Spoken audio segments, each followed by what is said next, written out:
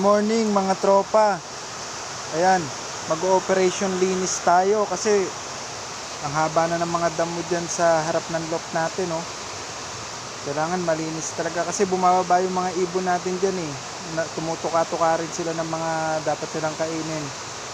Mamaya lilinisin natin yan. 2 hours later. Ayun na nga mga tropa, lilinisin na sana natin. Kaya lang bigla naman bumuhos yung malakas na ulan. Tapos may dumating tayong tropa. Ayan, binigay niya sa akin yung ibon niya. Alagaan ko daw mabuti, wag ko daw pakawalan. Kasi baka sa ibang bahay umuwi. What? Hindi, joke lang. Ayan, pag medyo tumila yung ulan, kukulong natin siya. A few moments later.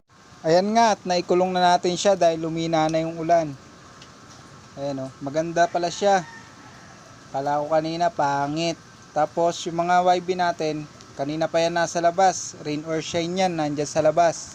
Para maging matibay sila. Pag nagkasakit sila, weak sila. Tapos kanina pag silip ko sa loob, napisa na pala yung nandun na nililimliman. Yung pinayaya ko, nag-iisang itlog lang yun. Tara, silipin natin. Yan, pinost ko muna kasi medyo mahirap talaga umakyat dito sa loob ko. Yan, ayaw niya magpakuha, oh. Galit na galit, ayaw niya yatang pakita yung YB, ah. Yan, oh. Mga 2 araw, pwede na siguro singsingan to. Buti, umakyat ako sa loob. Nakita ko.